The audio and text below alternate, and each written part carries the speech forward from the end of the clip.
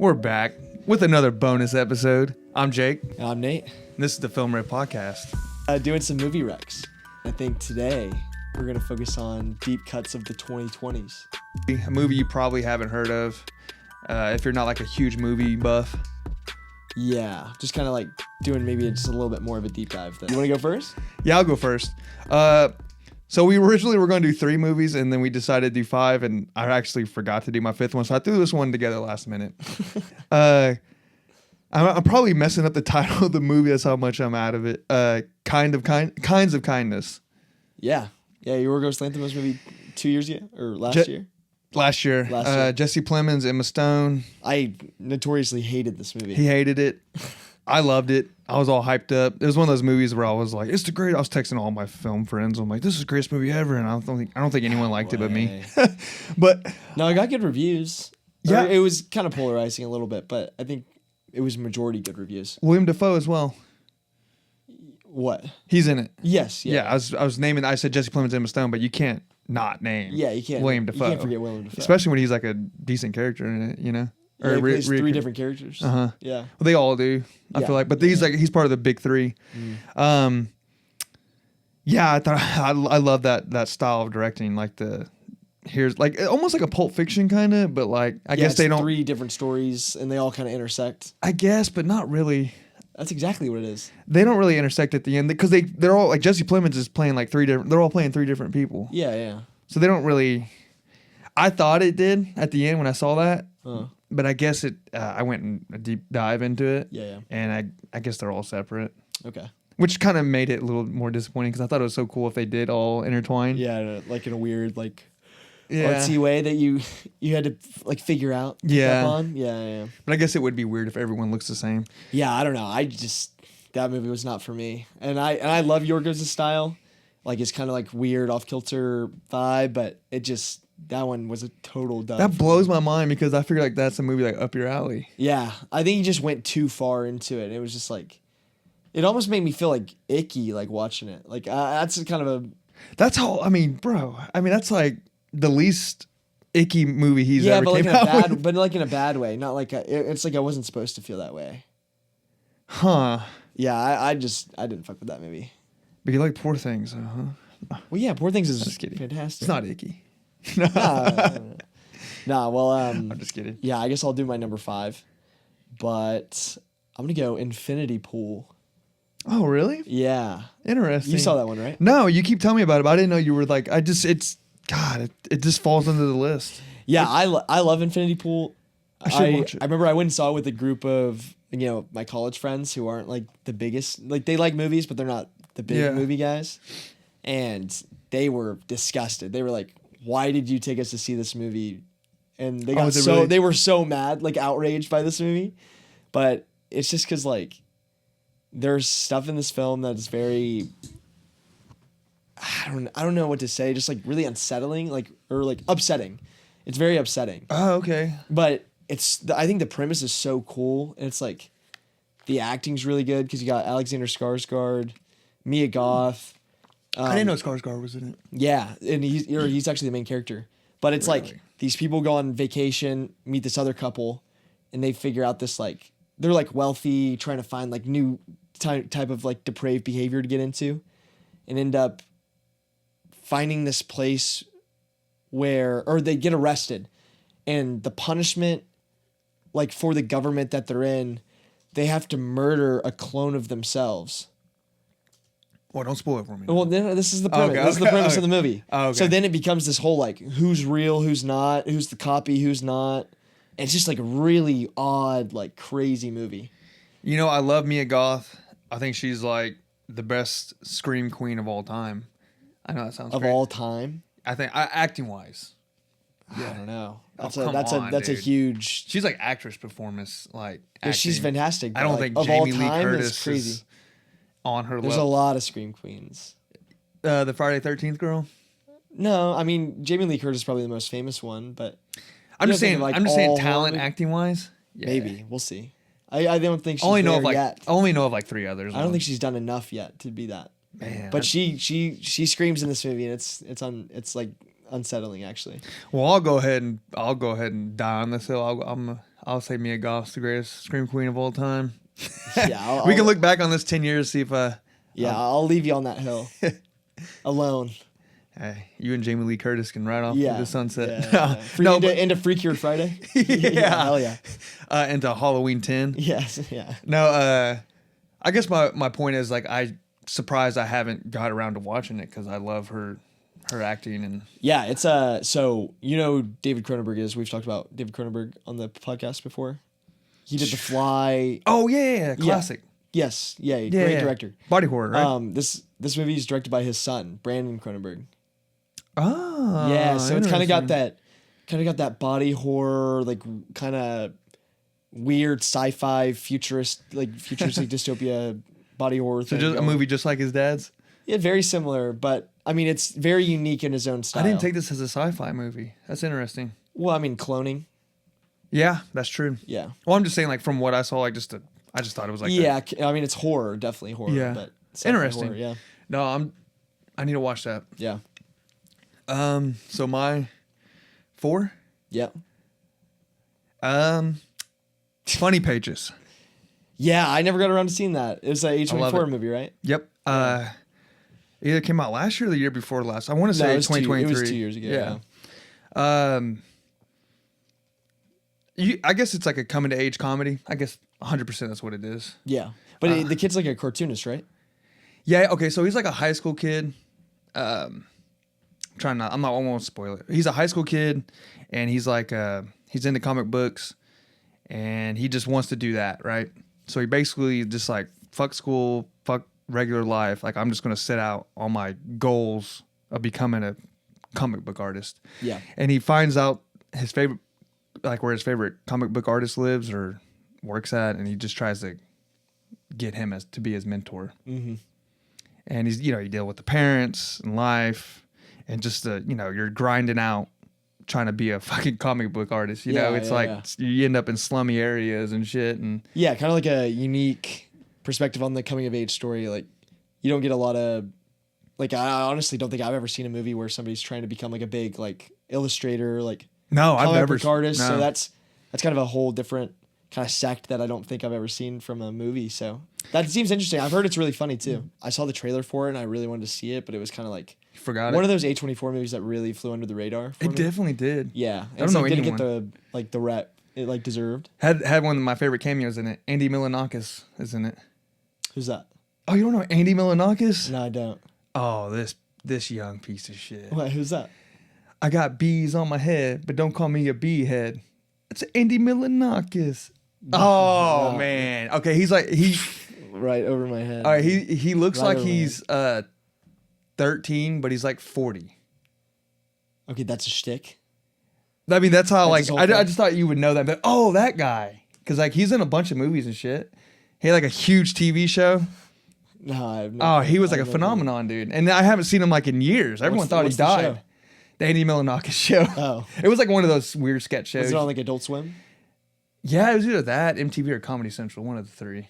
But yeah, it was like he was like it's like the whitest kid type shit. Yeah. It was like during that time. Yeah, actually later, but damn, I thought you like would know him. No, damn. All right, well that's a buzzkill.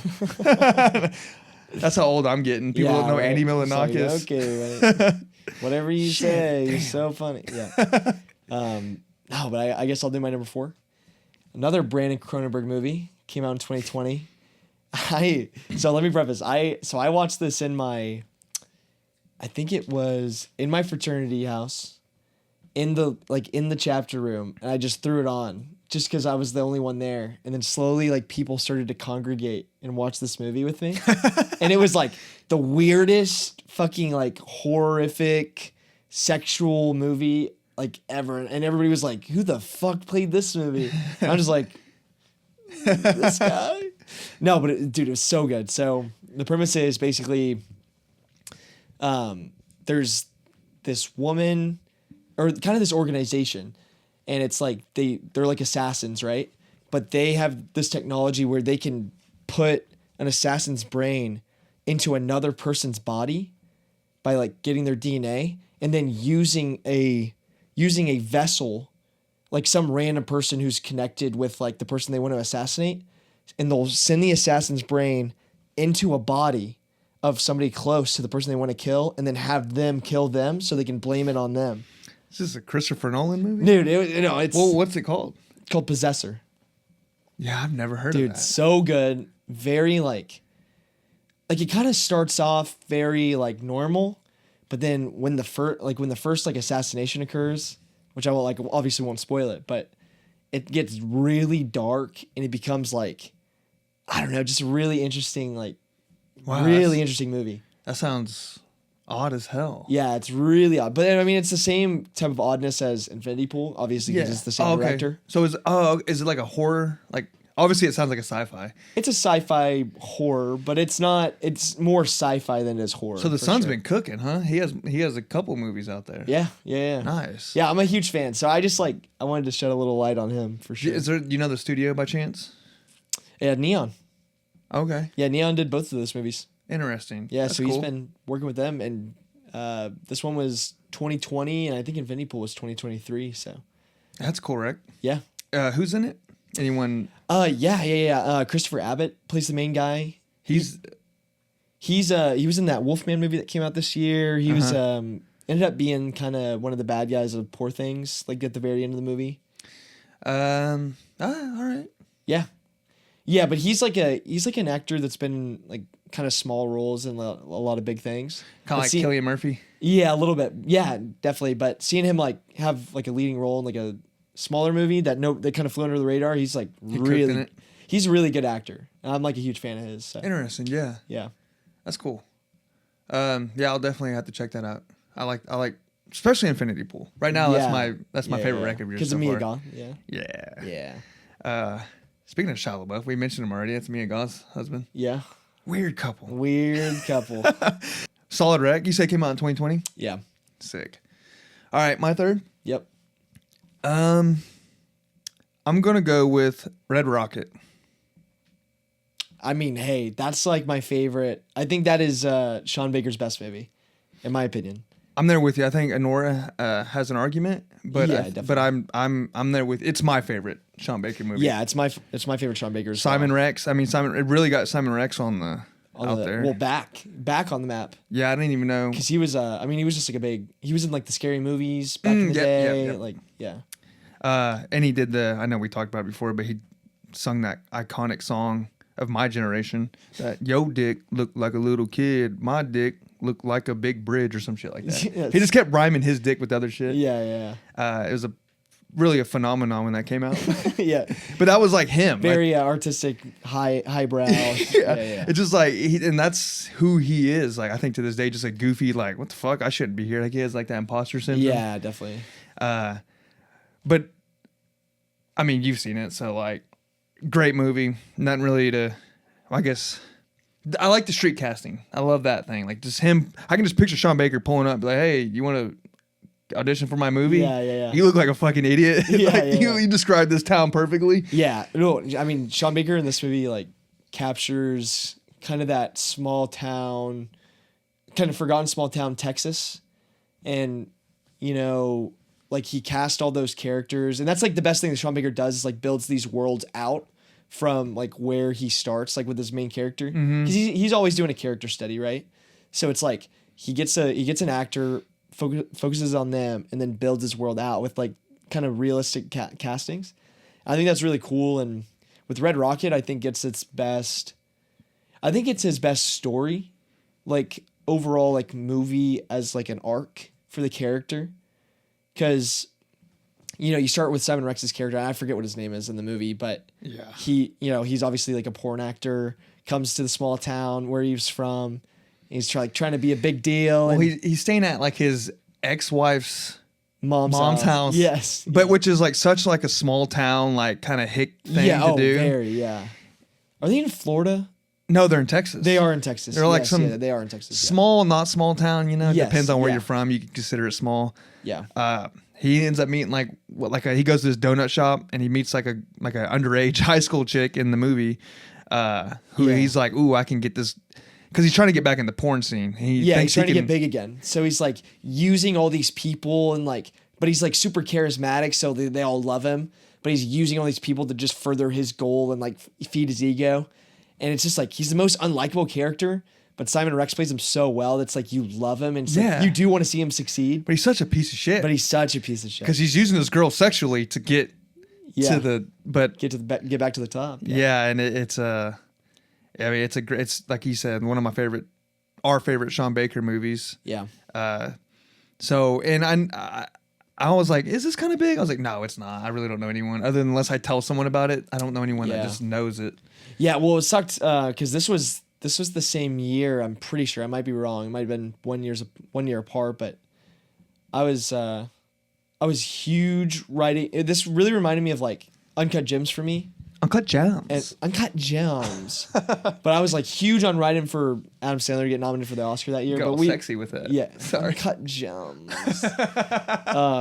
No. But I was huge for like advocating for Adam Sandler to get the like best actor nom for that movie. But then this was a very similar situation where I was like, dude, like Simon Rex deserves it. Like, he's so good in this movie. Was that the super tough year that we were just talking about? The 20. Yeah, but these were separate years. But okay. I'm just saying it reminds me of that situation because it's like, you know, Adam Sandler's not known for serious roles, so that's why he got left out, in my opinion. But Simon Rex getting left out because he's kind of an unknown actor, like nobody really knows him, and also, you know, he wasn't in the industry for a decade, so. And he's like that goofy guy that they're like, oh, we can't put him up here with us. Exactly, yeah. So it's like he hadn't reached that prestige. And I don't think he ever will. I don't think he's going. I think he kind of had to like that was his be one, with the crowd. That was his chance. That was his one big chance for that movie. I mean, especially I'm saying talent wise, he's good, but I'm saying like I feel like there's more to it. You gotta be a part of the group, right? Yeah, you gotta be. And I don't think he's gonna ever do that. No. So, definitely but I'm with you on that. I heard him talk about how people were like, big name dudes were like just giving him respect. He's like, what the fuck? Like, this is insane. Yeah. Like Scorsese's talking to me, you know, shit like that. Exactly. But Red Rocket, that's mine. Number 3. Yeah. All right. Yeah. So I guess I'll do my number 3. I'm going to do one more horror and then I'm getting away from it. Then I'm getting away from the horror. We need an outtake. Yeah, we do need like outtakes. Patreon one day we'll have outtakes. Yeah. Yeah, we just did a massive cut. I messed up so bad. No, but my number 3, I think I've mentioned this movie before, The Empty Man. It's like one of my favorite horror movies of the last like 10 years. I think it's so good. You don't remember me talking about this movie? Man, we definitely brought it up to you. We talked about it a lot. We have talked about a lot of things. A lot of deep cuts. That's way over my head. Yeah, but no, it sounds cool. Crazy enough, no big actors in this movie that I can't even remember off the top of my head. Director, I can't even tell you. But let me call him out real fast because he definitely deserves it because he made a good freaking movie. What studio do you know?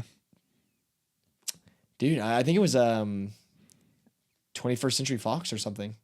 Like it was like a bigger studio, but it was like one of those movies that just got released and kind of dumped.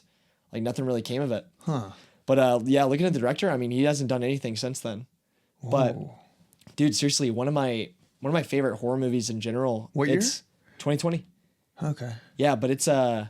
I remember watching it with my dad because we were like, oh, this just came out. It was obviously COVID, so we were looking for stuff to watch from home, and thought it would be kind of like some dumb, just really stupid horror movie. Yeah. Just looking for slop, but ended up being like a surrealist dream of like horror, cult, sci-fi.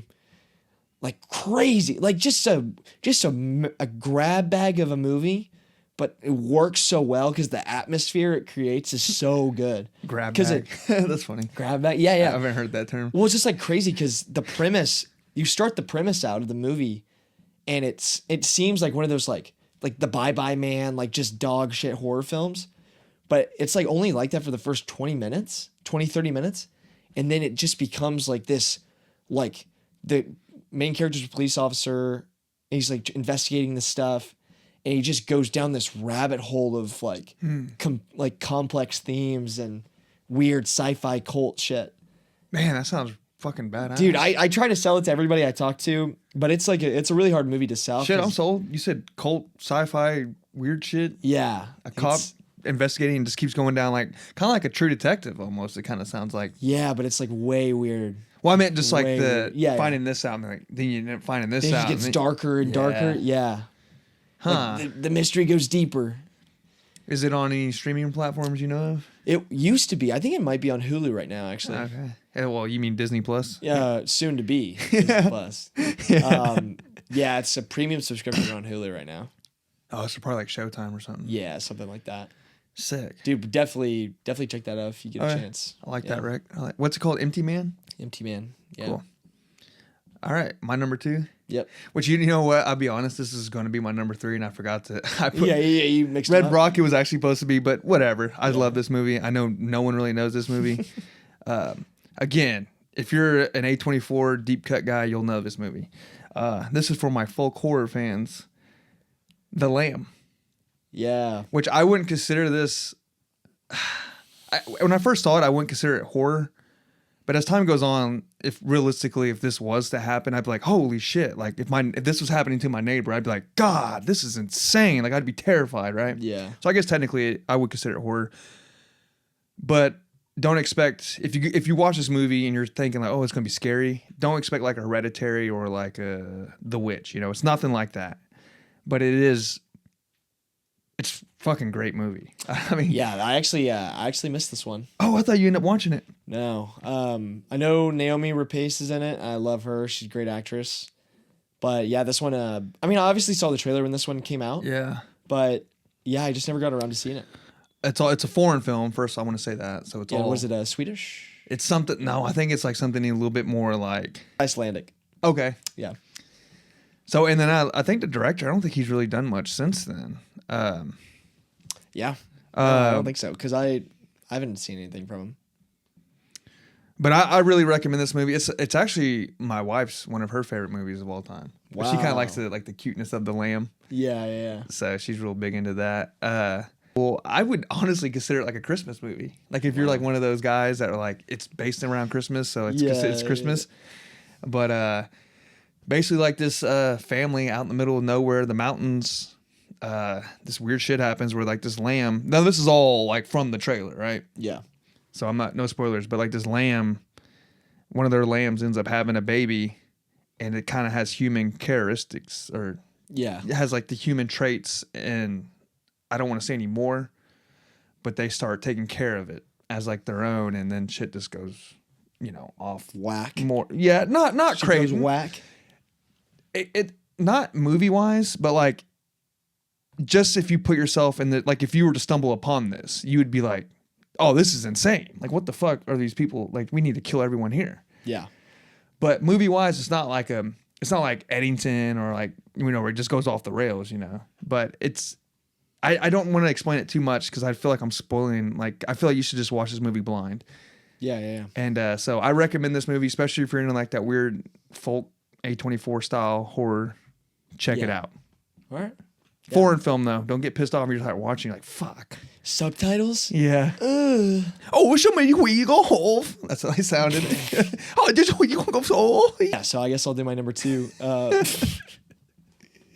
My number 2 is a Netflix movie that came out last year. I ended up showing it to a bunch of my friends and they all loved it. And then they showed it to more people. But it's What's Inside. You didn't hear about this one. What's it called? It's What's Inside. Ah. Yeah, it's kind of like a sci-fi. It's basically just a sci-fi comedy, really. But it's not really super funny, but parts of it are Sci-fi funny. comedy. I wouldn't say comedy. Okay, I know what you mean now. Yeah, but there's funny parts to it. Yeah. But it's a very sci-fi movie. But it's about all these friends who go to this house in kind of like the middle of nowhere. But it's like this big mansion. It's like one of their wedding parties, and this is like his last night with his friends from college. And one guy that they were like kind of loosely friends with pulls up to the celebration, and he brings this device.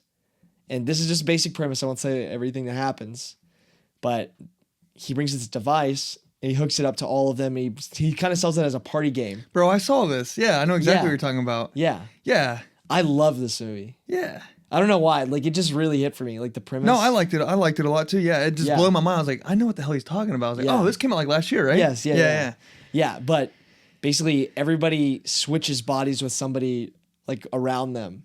And then it just becomes like all of them have different motivations with each other. So they're doing it in different bodies. So it just gets really kind of confusing about who's doing what and who's who. And No, yeah, it's a very interesting movie. It's I think it came out this year. no, it was 2024. Oh, okay. Yeah. Who's in it? I know there's someone big, right? No, I thought it was like one person. I was like, oh yeah, that's so and so from. I mean, they're up and coming actors that are like starting Okay. to be like in stuff, but no, nobody famous. No, but yeah, it's I thought this movie was just like really cool concept. Yeah. I was like, it was like really fun. I thought it was shot really well. The way that they do the different perspectives, like while they're inside of different bodies, is like really cool. The colors are awesome, and it's just like it kind of goes in unexpected places. So it's Like all the little twists and stuff. yeah. It's just like a fun movie. It was interesting. It wasn't boring.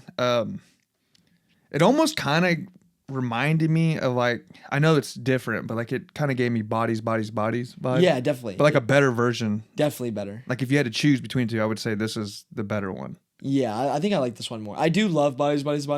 I mean, they're different in concept, but Well, this is more complex. yeah, the sci-fi element of this movie kind of like adds another like step for me. For sure. Yeah, I'm there. I like that movie. Yeah. I finally heard. Well, I guess I knew Infinity Pool, but I actually saw this one. Yeah. Yeah. All right, is that it? Is that all you want to do for that one? All right, my number one, another foreign film, Zone of Interest. Yeah, so good, bro. That's not a deep cut. Oh, bro, no one knows it? this movie other than like people who are into movies. Really, this was like at the Oscars, bro. Yeah, but like, I mean, Nobody. Yeah, if somebody was watching the Oscars, it wasn't Best Picture. This it's was such a good movie. It was for like sound design or something like that. And director, Director was on there. pretty sure. I can almost guarantee you, he got nominated. We can look that up later because I am curious. I'm not saying he's not. I was just that's kudos to him. No, 'cause keep going. I'll look it up. incredible movie. Yeah. I feel like the sound like wins the score. What would you even call that? I was wanting to ask you because you know the scenes I'm talking about when it shows like. It's sound design. Okay, see, I was wondering, are they It's counting score- that score? It's score and sound design. It's all kind of the same. Yeah. I didn't know there's like certain. I mean, the effect that they're going for in the movie and like how they mix the two is like so good. Yeah. That it's like that's what was huge at the Oscars, like what they got most like recognized for. It didn't win. He didn't get nominated for Best Director, but it won Best International Feature. Okay. Yeah, but Jonathan Glazer is the director, and he's so good. He did Under the Skin. I don't know if you ever saw that, but that's one of the OG A24 movies. Under the Skin. Yeah. Very good. But it's kind of the same thing as Under the Skin and Zone of Interest kind of have this like weirdly inherent eeriness that just makes you feel so like uncomfortable. Yeah. But very good movies. Under the Skin's more sci-fi, but this one's like, you're following a family of like a German, of a Nazi commander, and basically like right across the way is the camps. Auschwitz. So like this is based kind of on a true story. Like this is a real guy. Yeah, he's like the head honcho of the Auschwitz. And yeah, it basically shows him living and like how his family can live like this perfect, like, upper middle class type lifestyle when like right behind them is all this like insane death and suffering and evil shit going on. Yeah. And they, there's scenes like where you see like they're sitting there having like a family conversation, the kids are playing and like the women are just talking to each other, like housewife gossip type stuff. Like it's a normal day. And then all of a sudden you just see like that billows of the smoke coming up, and you see like the train coming in. Yeah, you obviously hear screams in the distance, kind of like like very like light. And while that's going on, like very distant in the background, like they're just carrying on like a normal, like it's no big deal, like what's happening. Like and I think that's kudos to the director for taking something that's been done a million times, like World War II Nazi stuff, and finding this very unique angle that I've never seen done before. Yeah, right. Like the angle of them living this lifestyle right next to all this. It's so fascinating. And then like what we were talking about, the sound and all that, just incredible. Just that. Yeah. You just have to see it, and then like some of the shots where it's just like zoomed in, like on a rose, or like stuff like that. It's visually looks great too. I mean, that's an incredible movie. Again, another foreign film, but yeah, dude. I guess I'll do my number one. Perfect Days. It's a movie from I think it was last year, but I finally got around to watching it this year. It was a Wim Wenders movie. I was talking about Paris, Texas on one of the more recent pods. Same director, but this is like best movie he's turned out in a while, like in at least a decade. But it's just kind of following this Japanese guy. It takes place in Japan, but follows him, and it's kind of just him going through his like everyday life. But the whole movie's focused on kind of exploring the like mundanity of life and just kind of like resilience of going through your everyday, because he's a janitor. Where's he live at? Like in Japan. Okay. Yeah. But I mean, it's like a very like meditative movie. Like there's not a lot going on in it. Is it a slow burn? Very slow burn. But it's still like, I don't know. I just connected with it heavy just because it was like I was saying, it's just so meditative. It's so kind of, shedding a light on what everyday life looks like in a way that's so like not inspiring, but introspective. Yeah, they capture like what life really feels like, and not in like from like a rich Hollywood person's perspective, like someone who's actually living that life. Exactly. Yeah. And it's just such a good movie, and it made me feel just like kind of wonder and kind of appreciative of like life in general. I don't know. I don't want to get too preachy, like, oh, this movie made me feel something, but it's like, it's so good. I didn't realize how good I had it, not being a janitor in Japan. Yeah, right. But yeah, it's just like appreciating like the simplicity of life, and it's just like beautiful. Is it like super long? It's like 2 hours.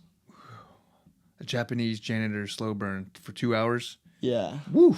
Come on. Nah. No, but I don't know. I just like, I get that kind of like from Wim Wenders in general. Just like, you said same director of Paris, Texas, and it's just kind of that like appreciation of life and kind of life affirming, but in a way where you're capturing it in like very unique ways and unique storytelling. Yeah. And you're just like allowed to just sit in the moments and like feel everything. So I'm assuming there's subtitles for this? Yeah. Okay. Yeah. Interesting. Is it like on Netflix or anything? I don't know if it's I watched it on it's on Hulu. Yeah, I think I watched it on Disney Plus, but same, I mean, they're the same thing, yeah. Oh, I didn't even, but that's crazy. It was on Disney Plus first before all this. Yeah, I'm just a huge Wim Wenders fan. So, if I can, this is a movie that I think was criminally like kind of left out of. You think it should have been Oscar contingent? I think so. Especially like a foreign film, especially when something like Zone of Interest can get nominated. Like it's on two very different spectrums of film. Yeah, but one's a slow burn, one's not. Zone of Interest is definitely slow burn. What are you talking about? That's like that is epitome of slow burn. God, yeah. Yeah, but it's just like it's like similar thing, but on the very end of each spectrum. So I don't know if anybody's interested in that. Good point. It's like definitely a rec for me, and I think it's like one of the best movies of the 2020s. Really? Yeah. Damn, you're high on it. Okay. Yeah. Alrighty, so I guess that's it for the bonus episode. Yeah. What's that movie called again? So I can. Perfect Days. Perfect Days. Yeah. That sounds like a good title for it, the way you described it. Yeah. Right. Yeah. So let us know in the comments whose list is better, whose recs are better. Yeah. Whose movie are you gonna watch first? Yeah, probably yours is a little bit more palatable. Well, you had Infinity Pool. I had a couple. Yeah, you had like a little fun one. I got like a what was it? Icelandic folk horror. Yeah. Yeah. No, yeah. So what was my fifth one? Kinds of Kindness, Funny Pages, Red Rocket, The Lamb, and Zones of Interest. Yeah. I got a Infinity Pool, Possessor. Yeah, all right, it's a little harder. It's that third one, bro. It's that third one. Dude, these are deep cuts. They're hard to remember. Yeah. No, Infinity Pool, Possessor, Empty Man. It's What's Inside. Perfect Day. There we go. Hey, I did better than you. But yeah, that's our bonus episode. Full episodes every Friday. Bonus episodes Tuesday. You know the deal. Check us out. Subscribe. All that stuff. All right. That's it.